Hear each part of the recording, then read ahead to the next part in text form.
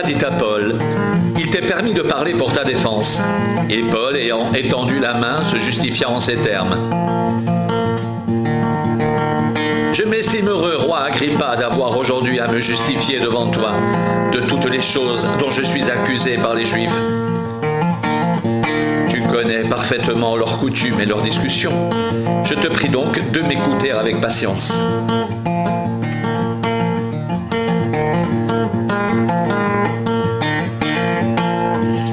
Ma vie, dès les premiers temps de ma jeunesse, est connue de tous les Juifs, puisqu'elle s'est passée à Jérusalem, au milieu de ma nation.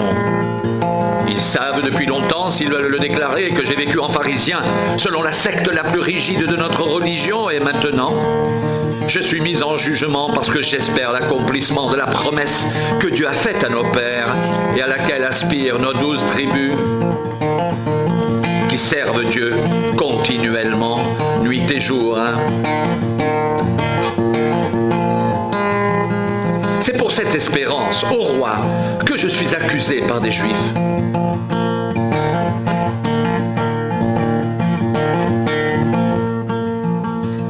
Quoi vous semble-t-il incroyable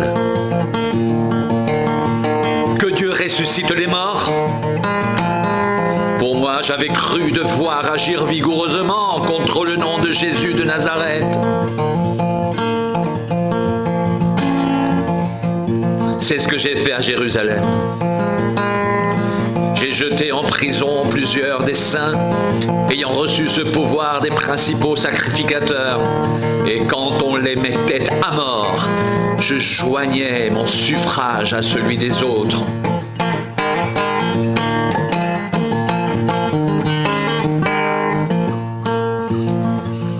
Je les ai souvent châtiés dans toutes les synagogues. Et je les forçais à blasphémer.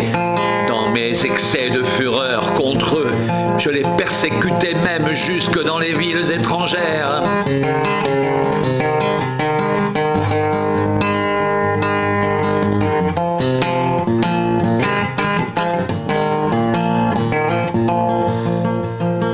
C'est dans ce but que je me rendis à Damas avec l'autorisation et la permission des principaux sacrificateurs.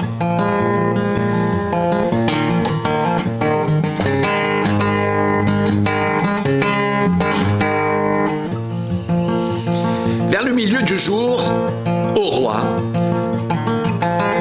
je vis en chemin resplendir autour de moi et de mes compagnons une lumière venant du ciel et dont l'éclat surpassait celui du soleil. Nous tombâmes tous par terre. Et j'entendis une voix qui me disait en langue hébraïque, « Saul, Saul, pourquoi me persécutes-tu ? Il te serait dur de regimber contre les aiguillons. » Je répondis, « Qui es-tu, Seigneur ?» Et le Seigneur dit, « Je suis Jésus que tu persécutes. Mais lève-toi et tiens-toi sur tes pieds, car je te suis apparu pour t'établir ministre et témoin des choses que tu as vues et de celles pour lesquelles je t'apparaîtrai.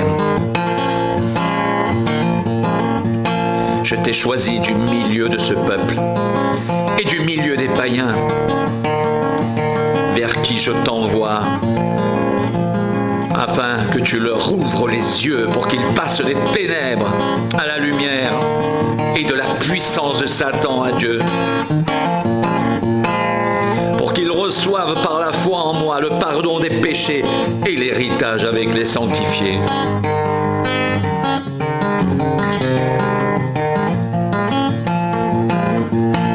En conséquence, roi Agrippa,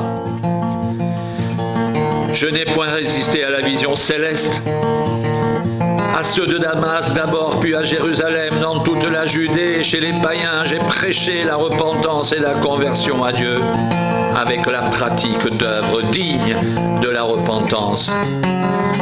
Voilà pourquoi les Juifs se sont saisis de moi dans le temple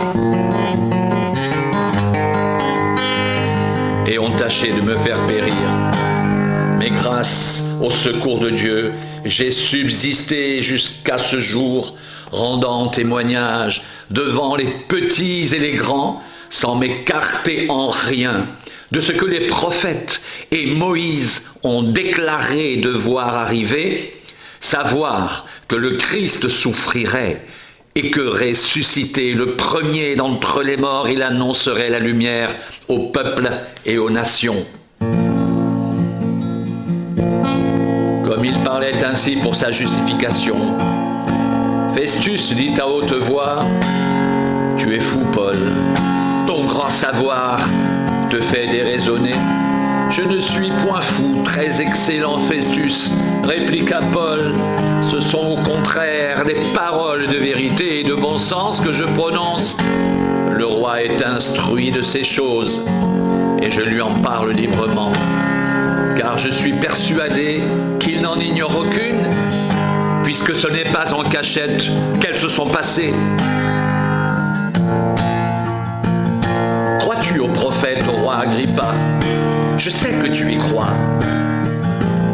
Et Agrippa dit à Paul: « Tu vas bientôt me persuader de devenir chrétien. » Paul répondit: « Que ce soit bientôt ou que ce soit tard, plaise à Dieu que non seulement toi, mais encore tous ceux qui m'écoutent aujourd'hui, vous deveniez tel que je suis, à l'exception de ces liens. »